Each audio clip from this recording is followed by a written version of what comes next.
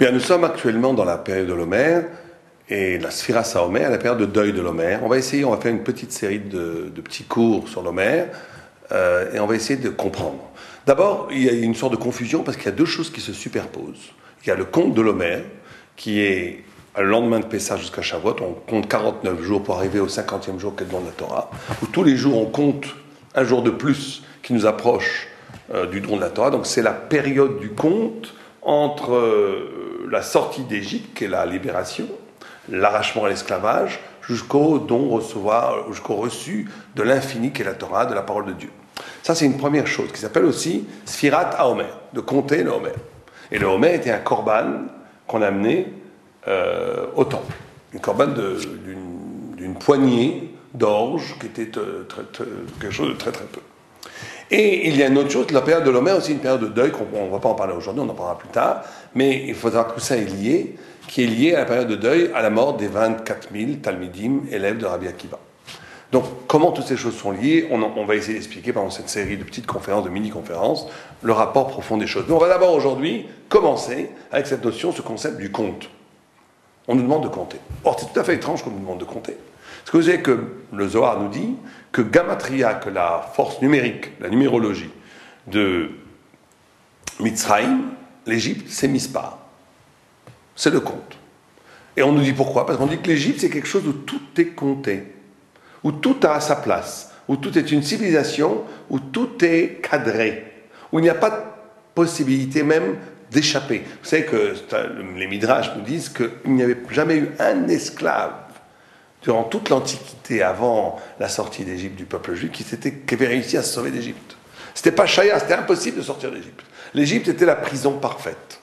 C'était la prison parfaite, pas simplement la prison physique parfaite, c'était aussi la prison idéologique parfaite, où tout était tellement bien défini, répertorié, calibré, que c'était impossible d'échapper à la prégnance, à l'influence de la pensée égyptienne, et que c'était impossible d'échapper même physiquement à l'Égypte. Donc on est dans la civilisation du Mispar, où tout n'est que ce qu'il n'est, où tout est limité, où tout a un ordre, où tout est hiérarchisé, où il n'y a pas la possibilité de s'échapper.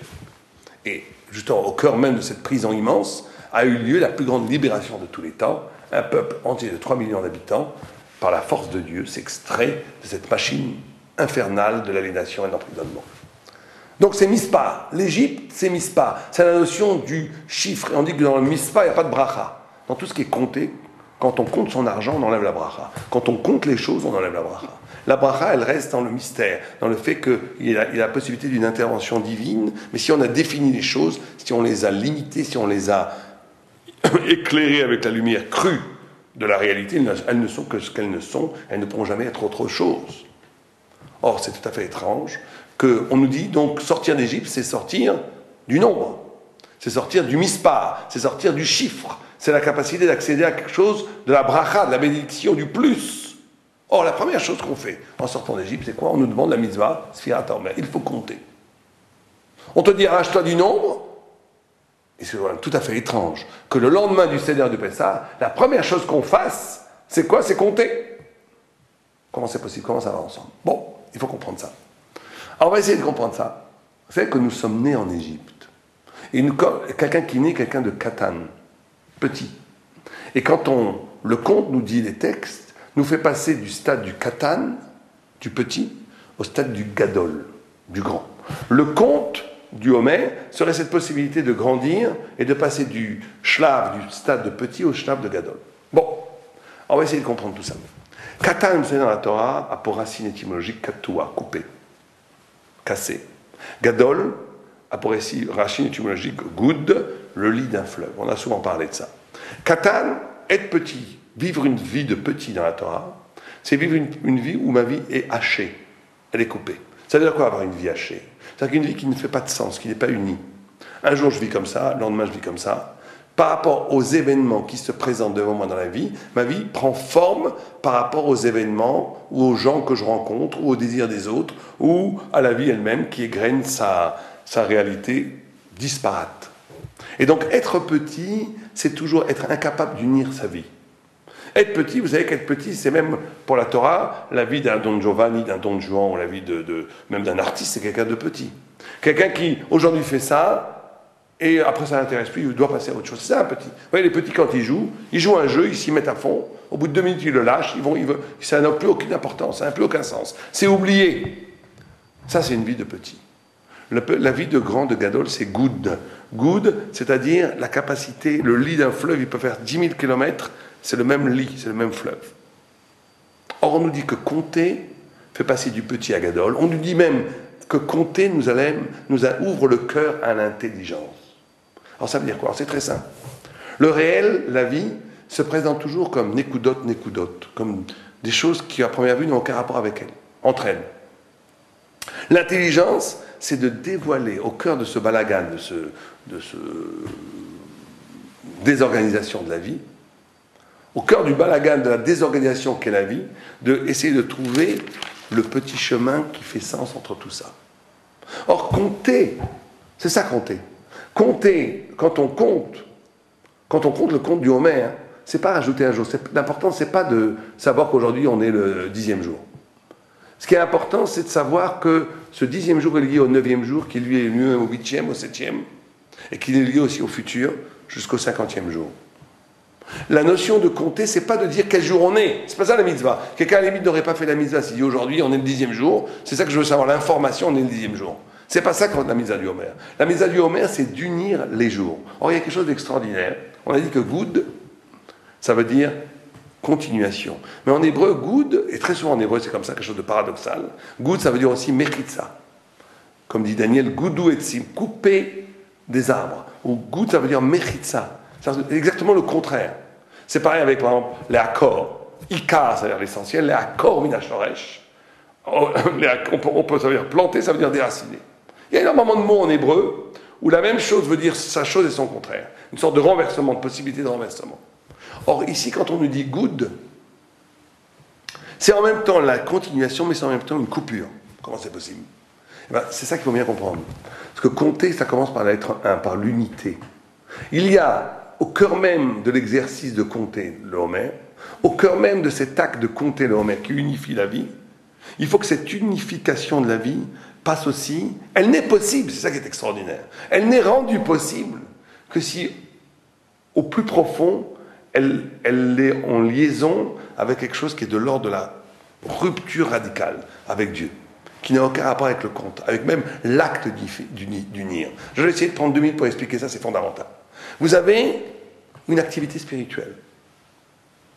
L'activité spirituelle elle-même, qui unifie la vie, qui donne sens au monde, va se poser comme une totalité. Elle va vouloir se poser comme une totalité. C'est ce que disait une fois un grand Ban Moussa. Il dit, le Yetzer Hara du bien, c'est de se vouloir éternel comme Dieu. Le Yetzer Hara du bien, c'est de vouloir à un moment donné être à la même niveau que Dieu. Dieu préserve. C'est-à-dire que le bien, le rituel, les mitzvot, l'acte spirituel, la gestuelle spirituelle, mon exercice spirituel de tous les jours, n'est en vérité, effectivement, c'est indispensable pour unir et unifier le sens et la vie, pour donner un sens à toute la vie. Mais il faut qu'au cœur même de cette unification s'opère de façon un peu dialectique une coupure, en savoir que tout ça n'a de sens que si je n'intègre pas Dieu dans la gestuelle. Dieu est toujours au-dessus. Dieu est toujours au-delà. Dieu est toujours la source infinie d'inspiration. Vous savez, quand on dit unir sa vie, il y a des tzaddiks qui ont passé 20 ans à essayer d'atteindre un seul but. Il y a des tzaddiks, ils ont toute leur vie, tout ce qui se passait autour d'eux, ils ont essayé de leur donner un sens par rapport à comment est-ce que je vais rendre ça à Dieu, comment je vais rendre ça intelligible par rapport à la Torah. Comment je vais pas, quand j'étudie la Torah, j'étudie, je comprends, et quand je suis dehors, je me comporte comme un goy. C'est ça la grande difficulté de la vie. La grande difficulté, c'est pas de comprendre les concepts. La grande difficulté, c'est même pas de devenir religieux.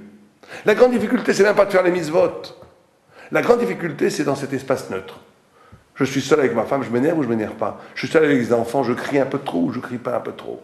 Quelqu'un dans la rue m'a un peu invité, au volant, est-ce que je vais l'insulter après en lui faisant une queue de poisson ou pas? Ça a l'air complètement puéril. Mais c'est là où se mesure sa hauteur spirituelle. C'est comment j'ai pu unir la vie réelle aux principes auxquels je tends et j'adhère de toutes mes forces. Et c'est ça le Homer. C'est ça la notion de un et de multiple. De unir le multiple, unir la multiplicité des événements de la vie un sens. Au contraire, c'est quand quelqu'un dans la rue vous fait une queue de poisson, que vous dites génial, je vais pouvoir maintenant essayer de vivre véritablement existentiellement, ce que tu dis tous les jours dans mes livres de Moussa, qu'il ne faut pas s'énerver. C'est à ce moment-là qu'il faut le réaliser, sinon ça sert à quoi? C'est à ce moment-là. Ça, c'est unir sa vie, ça, c'est compter le Homer. Quand je fais ça, je compte le Homer. Je donne un sens à la vie, elle-même devient elle-même un levier pour mon élévation spirituelle. Et d'ailleurs, ça nous explique un tout petit peu cette idée. Qu'est-ce que ça veut dire l'isphore et Homer? Al-sfirat Homer. Ça veut rien dire. Le Homer, c'est un korban, il ne se compte pas. C'est une quantité qu'on offrait au korban. Cette quantité, elle était exactement là, nous dit la Gemara, la quantité minimale, frugale, pour qu'un homme puisse vivre une journée. Et c'est ça qu'on offrait au temple. Mais alors pourquoi est-ce que c'est tellement important ce Homer, qui était une poignée d'orge, est-elle très important au point qu'il fasse la compter? En plus, ça ne se compte pas, on ne va pas compter les grains du Homer. C'est quoi Al-Sfirat à Homer? On aurait dû dire Al-Sfirat Yamé à Homer peut-être, mais pas l'Homer. Or, l'isphore dans la Torah, Sphira, a pour racine étymologique le saphir. Saphir en hébreu, c'est de l'hébreu d'ailleurs, le saphir, c'est une pierre bleue illuminante qui donne la clarté. L'isphore dans la Torah, c'est la clarté. Ça veut dire que quand on fait la bracha, on dit que le Homer t'apporte, le compter le Homer t'apporte de la clarté dans le monde. Ça t'apporte de la clarté dans le monde. De quelle clarté parle-t-on? On parle d'une clarté justement, alors ça c'est le premier secret le plus profond de Homer, dans les autres un peu de mini-conférences on en parlera, mais c'est quand quelqu'un, ça c'est un secret extraordinaire, il y a, on va dire la poignée, comme le cœur qui bat, l'énergie vitale, le nekuda, le point palpitant, le point ultime de la vie, qui fait que j'existe. Ça, il faut savoir le donner à Dieu, se dessaisir, l'offrir en korban. Or, nous dit le texte, quand quelqu'un donne le Homer, eh ben, il a en retour le monde entier, l'univers entier lui est donné. L'univers entier lui est donné. Le Zohar nous dit Yesh, le Yesh c'est l'être. Or, il y a 310 mondes pour le tzaddik après qu'il meurt. 310 mondes, c'est la force numérique, c'est la gamatria de Yesh. Or, Yesh c'est l'être dans toutes les 310 facettes de l'être. C'est-à-dire que quand l'homme est capable, alors ça veut dire quoi de donner à Dieu ce point palpitant? C'est quoi? Qu'est-ce que vous donnez à Dieu quand vous donnez à l'Homer? Eh bien, vous dites que le souci premier que j'ai, c'est pas une crispation autour de ma sauvegarde, crispation autour de mon ego, crispation à partir du moi. Le cœur de mon existence, il est donné à Dieu. Quand le cœur de votre existence est donné à Dieu, si vous êtes capable de faire cet acte, qui est un acte énorme, le monde entier vous est donné, on peut faire des miracles. Sans problème, on peut faire des miracles, je vous le garantis. Parce que Dieu vous donne le monde. Quand on donne ce petit point de départ, ce petit point de talent, le monde entier nous est donné en retour. C'est ça être tzaddik. Être tzaddik, c'est pas simplement faire des mitzvot de tzaddik. C'est pas simplement se comporter comme un tzaddik. C'est prendre une décision au plus profond que ce qui est essentiel chez moi, c'est pas moi. Ce qui est essentiel chez moi, c'est la parole de Dieu. Or, vous savez que ça, on n'a pas trop le temps d'en parler maintenant, mais c'est quelque chose de fabuleux. Vous savez que pour la Torah, l'ego, comment je me vois moi-même, flotte sur quelque chose de beaucoup plus profond qui est la conscience, qui est elle-même l'émanation de la parole de Dieu. L'ego n'est pas, mon ego n'est pas propriétaire de ma conscience. Il n'en est que le sujet. Mon ego n'est pas la propriétaire de ma pensée. Il n'en est qu'une manifestation secondaire. Ma vraie définition n'est pas mon ego. Ma vraie définition, c'est cette lumière spirituelle qui rend possible l'ego. L'ego est une illusion en vérité. Je n'existe vraiment que quand je comprends que l'ego est une illusion. Que la seule chose qui existe véritablement chez moi, c'est cette conscience pré-égotique, qui est la lumière divine, qui constitue l'essence de mon essence. Et c'est quand je suis capable de donner mon ego, quand je suis capable de donner mon ego à Dieu, c'est le monde entier qui vous est rendu.